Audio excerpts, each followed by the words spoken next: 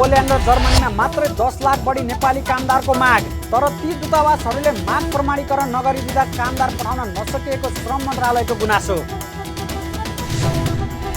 भूकम्प गएको 6 वर्षमा 7.5 लाख बढी घर बने, पुनर्निर्माणमा 3 खर्ब 57 अर्ब खर्च, दाताहरूको वास्तविक प्रतिबद्धता जम्मा 294 अर्ब। र नेपाल खनाल पक्षलाई अलग गरेर एमालेको स्थायी कमिटी घोषणा, पार्टीको व्हिप विपरीत फ्लोर क्रस गर्ने कर्णाली प्रदेशका 4 सांसदलाई कारबाही।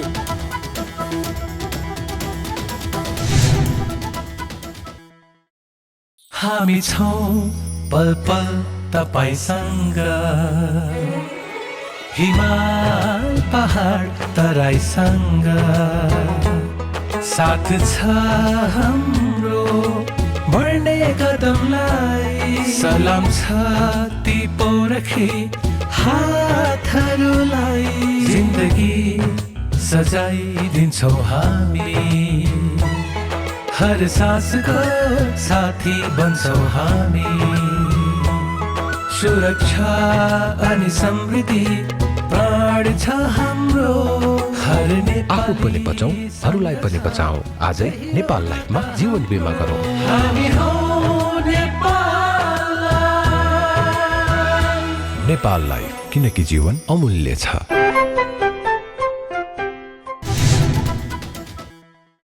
नमस्कार, कारोबार समाचारमा स्वागत छ। अब समाचार विस्तारमा। श्रम, रोजगार तथा सामाजिक सुरक्षा मन्त्रालयले दूतावासहरूले माग प्रमाणीकरण नगरिदिँदा युरोपियन मुलुकमा कामदार पठाउन नसकिएको स्पष्ट पार्नुभएको छ।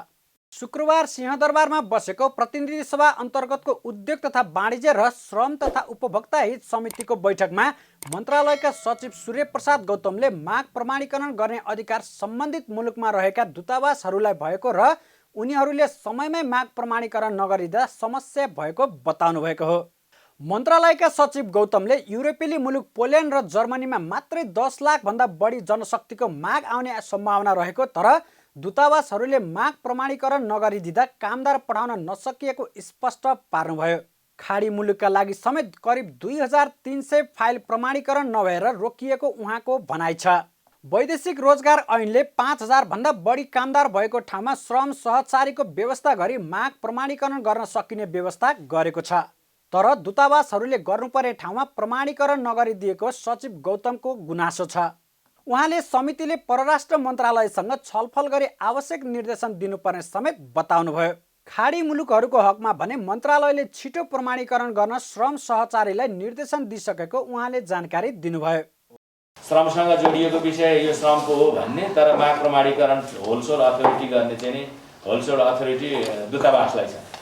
दूतावासमा बसेर एउटा चाहिँ नि श्रम सहचारी गएको छ, सबै राजदूतको अन्डरमा बसेको छ। अनि त्यहाँ चाहिँ अब धेरै कुरा चाहिँ नि मान्य सामाज्यूले चाहिँ नि खोल्न चाहनु भएन। प्रमाणीकरणको विषयमा चाहिँ नि धेरै कम्प्लेनहरू चाहिँ नि आएको छ, मैले यही भने। तर चाहिँ नि अब युरोपमा पनि धेरै राम्राहरू प्रस्तावहरू जनशक्ति मागका सम्बन्धमा आएको छ, तर प्रमाणीकरण गर्न नसकेको कारणले चाहिँ नि म्यान पावर पठाउन सकेको अवस्था छैन। हाम्रो राम्रो गन्तव्य हुने अवस्थामा पनि चाहिँ पठाउन सक्ने स्थिति छैन। माग प्रमाणीकरण मुहानमै त्यो चाहिँ समाइएको छ।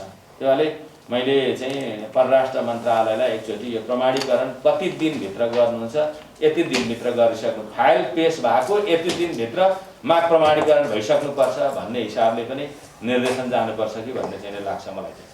त्यो चाहिँ महिनौँ, तपाईँको महिनौँ 6 महिनौँ। अब जापानका कुराहरू पनि आएका छन्, कामदार प्रमाणीकरण गर्ने विषय, त्यो माग प्रमाणीकरण विषय। अब मैले यहाँ सबै कुरा भनिनँ, त्यो भएर यसलाई चाहिँ प्रष्टै भन्नुपर्छ भन्ने लाग्छ। अब खाडी मुलुकको पनि त्यही छ। अहिले खाडी मुलुकको पनि समस्या चाहिँ हरूको सबै चाङ्ला आएछ। अस्तिहरूको चाहिँ करिब 2300 फाइलको चाहिँ अब त्यहाँ प्रमाणीकरण नभएको अवस्थामा श्रम सहचारीलाई म आफैले कि तपाईँलाई 7 दिनभित्र म यहाँ ब्याक गर्छु, होइन भने तपाईँ तुरन्त काम सुरु गर्नु, जनशक्ति भएन, साधन स्रोत भएन भनेर उहाँले रोकिदिनुभयो। रोकिदिइसकेपछि अनि परराष्ट्रसँग बसिकन हामीले के गर्यौँ भन्दाखेरि त्यो तुरन्त चाहिँ नि प्रमाणीकरणको काम सुरु गरौँ भनेर बल्ल काम सुरु चाहिँ गर्न सक्यौँ। सचिव गौतमले माग प्रमाणीकरणका लागि श्रम मन्त्रालयले छुट्टै युनिट बनाएर काम गर्न प्रस्ताव गर्दा दूतावासहरूले नदिएको समेत गुनासो गर्नुभयो। श्रम सम्बन्धी विषय श्रम मन्त्रालयको हो भनिने तर माग प्रमाणीकरण गर्ने अधिकार दूतावासहरूमा रहँदा समस्या आएको उहाँको गुनासो छ। यस्तै पछिल्लो समय कतार प्रहरीमा कामदारका लागि प्रस्ताव आएको तर केही कानुनी जटिलताका कारण निर्णय नभएको बताउनुभयो। यस सम्बन्धमा परराष्ट्र मन्त्रालयबाट जटिल प्रकृतिको विषय भएकोले सरकारवालाहरूसँग छलफल गरेर मात्रै निर्णय लिन सुझाव आएको पनि बताउनुभयो। गृह मन्त्रालयबाट सकारात्मक कुरा आएको र रक्षा मन्त्रालयसँग सुझाव माग गरिएको बताउनुभयो। कतार पुलिसमा कामदार पठाउँदा त्यहाँको मिलिटरी सर्भिस कानुनसँग जोडिएर पेनाल्टीको कुरा आउने र राष्ट्रिय सुरक्षामा तलमाथि भएको खण्डमा मृत्युदण्डसम्मको कुरा आउने भएकोले राम्रोसँग विश्लेषण नगरिकन निर्णय गर्न नसकिने बताउनुभयो। यहाँ सबभन्दा समस्याको इस्यु के हो भन्दाखेरि अहिलेसम्म हामीले चाहिँ नि पोलिसम्यान भनेर पठाएका छैनौँ, सुरक्षा गार्ड भनेर पठाएका छौँ, सेक्युरिटी गार्ड भनेर पठाएका छौँ। तर चाहिँ नि खास गरी पोलिसम्यानको रूपमा चाहिँ इन्डिया र बेलायत र नेपाल 1947 मा त्रिपक्षीय सम्झौता भएर गएको छ। त्यस पछाडि बाँकी चाहिँ पोलिसम्यानको रूपमा चाहिँ सम्झौता भएर कहीँ पनि गएको अवस्था छैन। त्यसो भएको कारणले यही त्रिपक्षीय सम्झौता अनुसार गएको छ।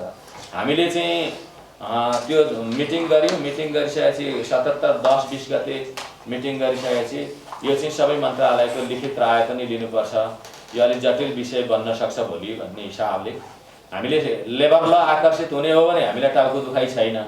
तर मिलिटरी सर्भिस ल भन्ने बित्तिकै भोलि चाहिँ नि त्यसका जटिलताहरू अहिले मान्छेले काम पाउँछ भन्ने बेग्लै कुरा होला, तर त्यसका भोलि चाहिँ नि जटिलता तर्फ चाहिँ नि धकेलियो भने त्यसले समस्या आउन सक्छ। हामी सबै त्यो समस्याको चाहिँ भागीदार हुन सक्छौँ भन्ने हिसाबले अनि हामीले लिखित रूपमा गृह मन्त्रालय, रक्षा मन्त्रालय अनि परराष्ट्र मन्त्रालय र कानुन मन्त्रालयमा राय माग्ने हिसाबले 77-11-2 मा चाहिँ नि राय माग्न मागेर पठाइयो। त्यसमा चाहिँ के भएको छ भन्दाखेरि के भन्छ रक्षा मन्त्रालयको राय अहिलेसम्म आइसकेका छैन, हामीलाई प्राप्त भएको छैन। गृह मन्त्रालयको प्राप्त भइसकेका छ, सकारात्मक राय रहेको भनेर उसले चाहिँ अरू केही त्यस्तो भएको दिएको छैन। परराष्ट्र मन्त्रालयले चाहिँ अलिकति यो जटिल खालको विषय भएकोले यसलाई चाहिँ अझ थप राय परामर्श लिएर सरकारवालाहरू मन्त्रालयहरूसँग चाहिँ राय परामर्श लिएर मात्रै टुङ्ग्याउन उपयुक्त हुन्छ है भन्ने हिसाबले चाहिँ नि राय दिएको छ। मैले जिसमा त्यति भने। यस्तै घरेलु कामदार सम्बन्धी विषयमा यसअघि समितिले दिएको 6 बुँदे निर्देशन पूर्ण रूपमा पालना गर्ने हो भने कुनै पनि मुलुकमा कामदार पठाउन नसकिने पनि सचिव गौतमले बताउनुभयो। यस्तै कतिपय मुलुकले कोभिड-19 संक्रमणको उच्च जोखिममा नेपाललाई राखेकाले कामदार लैजान रोकेको पनि बताउनुभयो। 2072 साल वैशाख 12 गते गएको विनाशकारी भूकम्पको 6 वर्ष पुरा हुँदैछ। यस अवधिमा 7,53,000 भन्दा बढीले घरको पुनर्निर्माण सुरु गरेका छन् भने यसै आर्थिक वर्षभित्र निजी आवासको मूलभूत काम सम्पन्न हुने विश्वास समेत लिएको छ। राष्ट्रिय पुनर्निर्माण प्राधिकरणले अनुदान रकम वितरणमा ढिलाइ गर्दा विनाशकारी भूकम्प गएको 3 वर्षको अवधिमा जम्मा 1,40,000 मात्र घरको पुनर्निर्माण सुरु भएकोमा 6 वर्ष अवधि पुरा हुँदै गर्दा झन्डै 93% अर्थात् 7,53,104 घर पुनर्निर्माण सुरु भएका छन्। पुनर्निर्माण र पुनर्स्थापनाको प्रमुख क्षेत्र निजी आवासमा भएको यो उपलब्धि उल्लेख्य हो। घर पुनर्निर्माणका लागि 8,11,754 लाभग्राहीसँग अनुदान सम्झौता भएको थियो। प्राधिकरणका प्रमुख कार्यकारी अधिकृत सुशील गेवालीले शुक्रबार पत्रकार सम्मेलन आयोजना गरी 2072 भूकम्पबाट क्षति भएका निजी आवास क्षेत्रको पुनर्निर्माणको प्रगति उच्च रहेको बताउनुभयो। उहाँले निजी आवासको मूलभूत काम यसै आर्थिक वर्षभित्र सम्पन्न गर्ने लक्ष्य हासिल हुने विश्वास व्यक्त गर्दै 79.86% लाई पहिलो किस्ता, 86.78% लाई दोस्रो किस्ता र 78.66% लाई तेस्रो किस्ता वितरण गरिसकेको जानकारी दिनुभयो। निजी आवास पुनर्निर्माणका क्रममा प्राप्त भएका 6,34,973 गुनासोहरूको सम्बोधन गरिएको पनि बताउनुभयो। कोभिड-19 का कारण सृजित जोखिमहरूको व्यवस्थापन गर्दै हामीले पुनर्निर्माण तथा पुनर्स्थापना कार्यमा सन्तोषजनक उपलब्धि हासिल गरेका छौँ। पुनर्निर्माण र पुनर्स्थापनाको प्रमुख क्षेत्र निजी आवासमा 93% को उपलब्धि प्राप्त भएको छ। अनुदान सम्झौता गरेका 8,11,754 लाभग्राहीहरूमध्ये घर पुनर्निर्माण सुरु गरेका कुल लाभग्राहीको सङ्ख्या 7,53,104 अर्थात् झन्डै 93% पुगेको छ। पहिलो किस्ता वितरण 79.86%, दोस्रो किस्ता वितरण 86.78% र तेस्रो किस्ता वितरण 78.66% पुगिसकेको छ। यसै आर्थिक वर्षभित्र निजी आवासको मूलभूत काम सम्पन्न गर्ने लक्ष्य हासिल हुने कुरामा विश्वस्त छौँ। निजी आवास पुनर्निर्माणका क्रममा हामीसँग प्राप्त भएका 6,34,973 गुनासाहरूको सम्बोधन गरेका छौँ। प्राधिकरणबाट भएका गुनासो सुनवाईमा पनि चित्त नबुझ्नेहरूका लागि जिल्ला तहमै पुनरावेदन दर्ता गरी पुनरावेदन समिति मार्फत समस्या समाधान गर्ने व्यवस्था मिलाइएको छ। प्राधिकरणका प्रमुख कार्यकारी अधिकृत ग्यावालीले भूकम्पपछि 279 वटा असुरक्षित स्थानमा रहेका 4,700 लाभग्राहीलाई सुरक्षित आवासका लागि जग्गाको व्यवस्था मिलाउने र 12,788 भूमिहीन लाभग्राहीलाई जग्गा व्यवस्थापन सहित घर निर्माण गर्ने वातावरण सिर्जना भइरहेको पनि जानकारी दिनुभयो। उहाँले क्षतिग्रस्त 920 सम्पदा मध्ये 493 वटाको पुनर्निर्माण सम्पन्न भइसकेको र 288 वटा पुनर्निर्माण भइरहेको जानकारी दिनुभयो। रानीपोखरीको पुनर्निर्माण सम्पन्न भई राष्ट्रपति विद्यादेवी भण्डारीबाट उद्घाटन भइसकेको र धरहराको वैशाख 11 गते उद्घाटन गरिने पनि बताउनुभयो।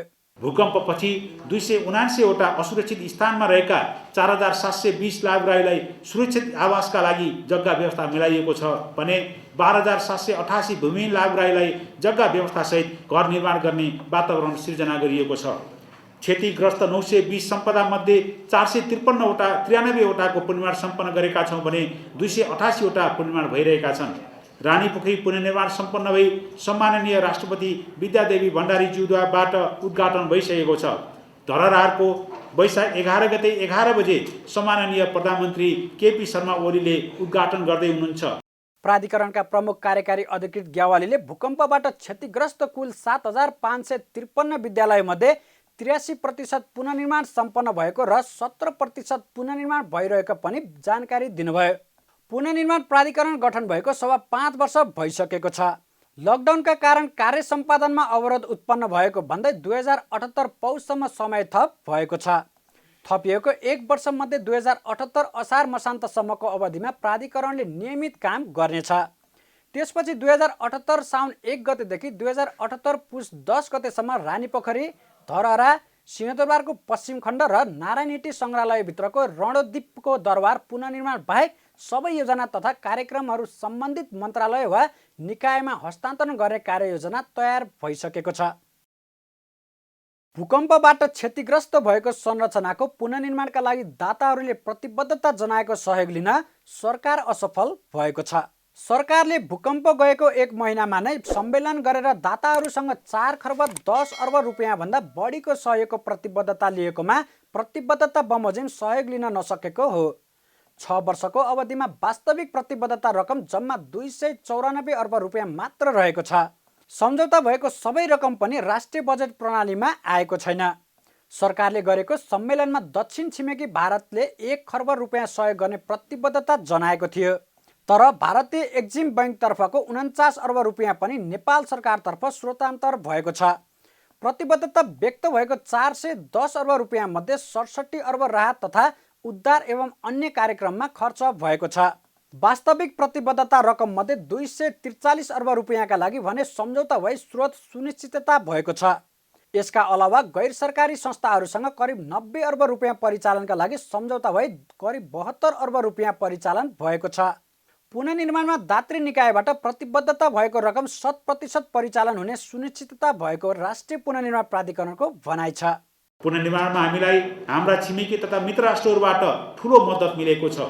दाता सम्मेलनमा प्रतिबद्धता गरिएको 410 अर्ब रुपियाँ मध्ये 67 अर्ब राहत तथा उद्धार एवं अन्य कार्यक्रममा खर्च भएको र भारतीय एक्जिम बैंकतर्फको 49 अर्ब रुपियाँ नेपाल सरकारतर्फ स्रोतान्तर भएको हुँदा वास्तविक प्रतिबद्धता रकम 294 अर्ब रुपियाँ मात्र रहेको छ।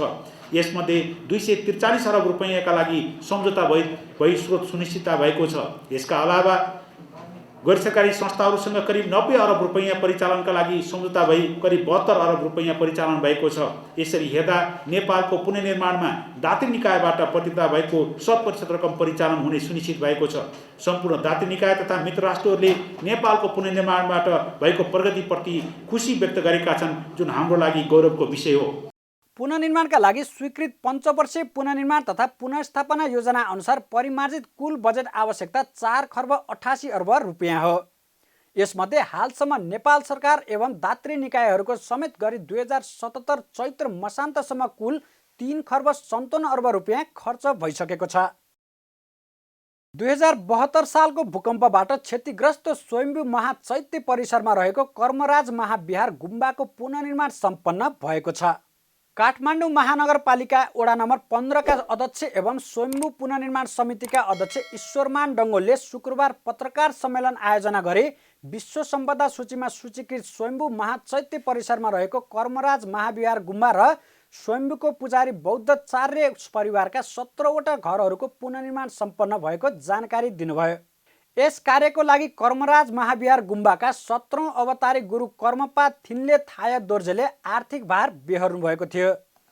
स्वयम्भू परिसरमा सदियौंदेखि बसोबास गर्दै आएका बौद्धाचार्य पुजारी परिवारका 17वटा घरलाई हाउस पुलिङ प्रणालीबाट एकै ठाउँमा ल्याइएको एउटै आकारमा पुरातत्व विभागको मापदण्ड अनुसार मौलिक शैलीमा निर्माण गरिएको छ।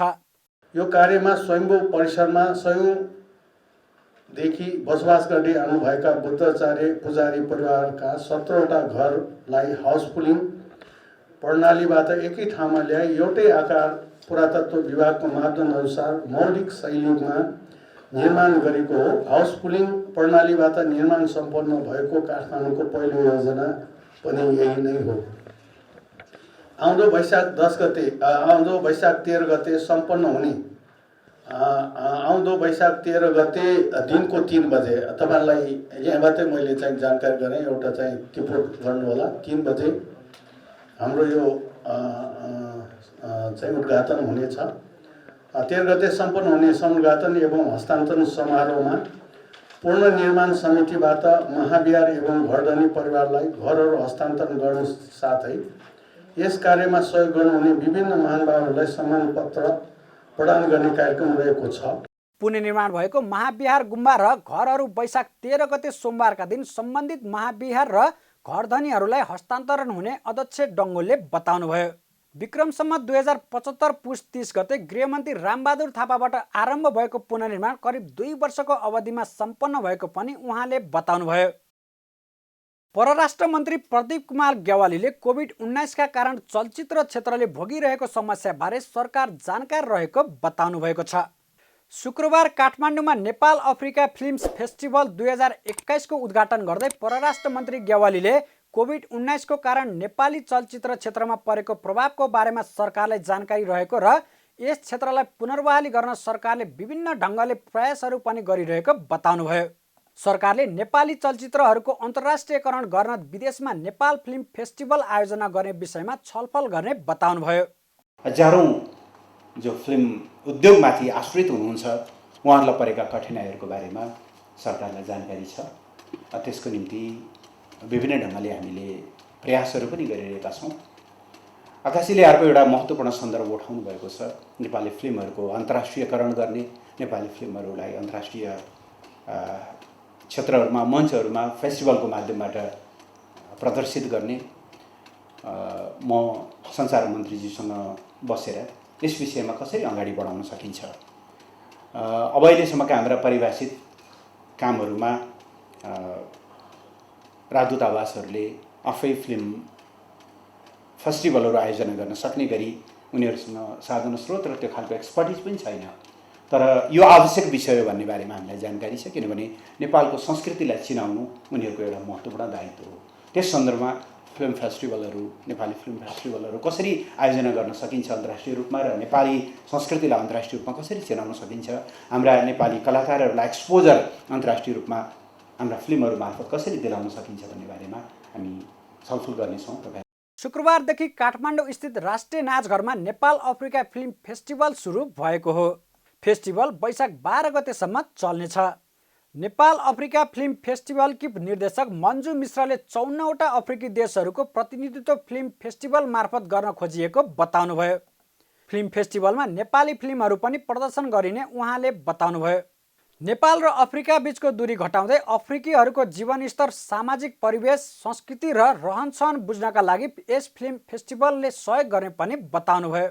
अफ्रिका र नेपाल बीच चाहिँ जुन दूरी छ, अर्थात् हामीले वेस्टको बारेमा बुझेका छौँ, इस्टर्न कन्ट्रीहरूको बारेमा हामीलाई राम्रोसँग थाहा छ, तर 54वटा कन्ट्रीलाई रिप्रेजेन्ट गर्ने अफ्रिका महाद्वीपको बारेमा नेपालीहरूलाई कमै जानकारी भएकोले हामीले फिल्म स्क्रिनिङ मार्फत चाहिँ नेपाली जनतालाई अथवा नेपाली अडियन्सलाई चाहिँ अफ्रिका भनेको कन्टिनेन्ट यस्तो हो भनेर देखाउन खोजेका छौँ।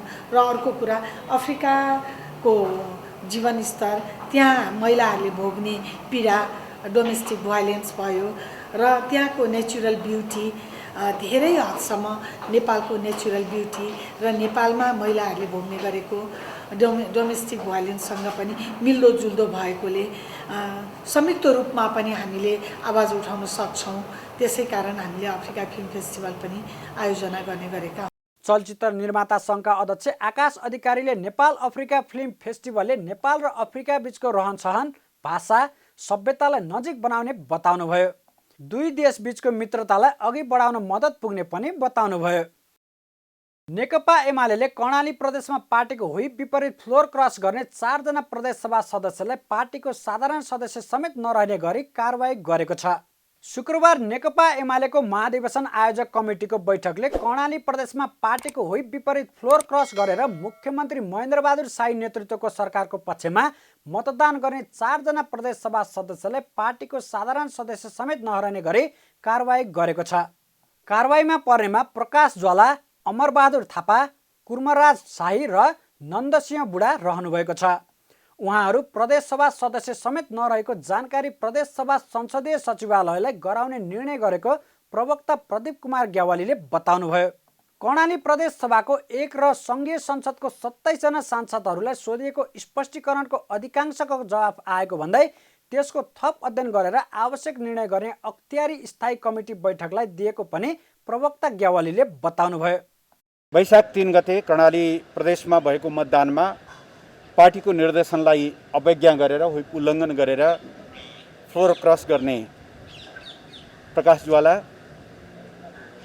अमरबहादुर थापा, कुर्मराज शाही र नन्दसिंह बुढा 4 जनालाई पार्टीको साधारण सदस्य पनि नरहने गरी निष्कासन गर्ने र प्रदेश सभा सदस्य नरहेको, निजहरू प्रदेश सभा सदस्य नरहेको जानकारी प्रदेश सभा संसद सचिवालयलाई, प्रदेश सभालाई गराउने निर्णय गरेको छ।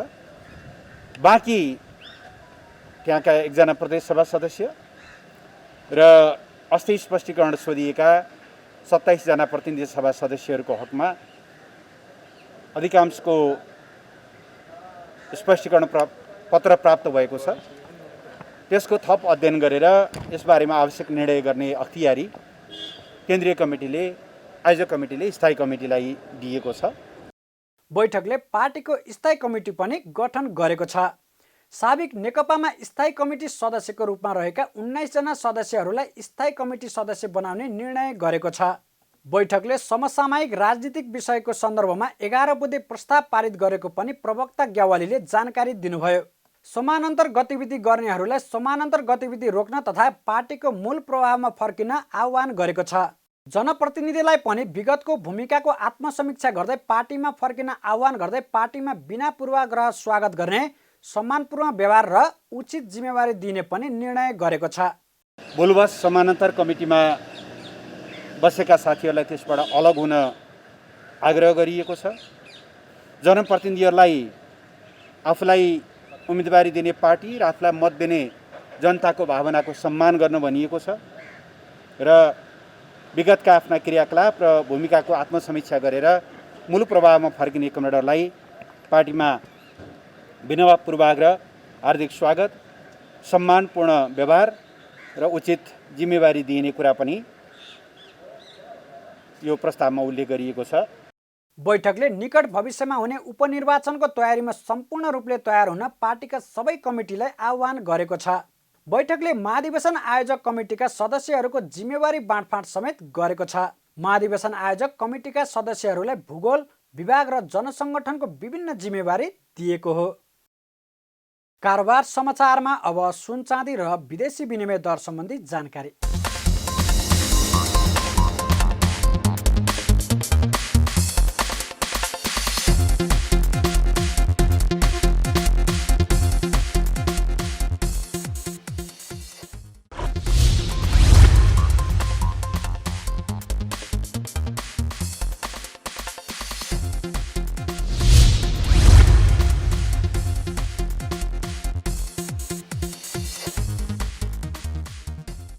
बिदा हुनुअघि अहिलेसम्मका प्रमुख समाचार फेरि एकपटक। पोल्यान्ड र जर्मनीमा मात्रै 10 लाख बढी नेपाली कामदारको माग, तर ती दूतावासहरूले माग प्रमाणीकरण नगरी दिँदा कामदार पठाउन नसकिएको श्रम मन्त्रालयको गुनासो। भूकम्प गएको 6 वर्षमा 7.5 लाख बढी घर बने, पुनर्निर्माणमा 3 खर्ब 57 अर्ब खर्च, दाताहरूको वास्तविक प्रतिबद्धता जम्मा 294 अर्ब। र नेपाल खनाल पक्षलाई अलग गरेर एमालेको स्थायी कमिटी घोषणा, पार्टीको व्हिप विपरीत फ्लोर क्रस गर्ने कर्णाली प्रदेशका 4 सांसदलाई कारबाही।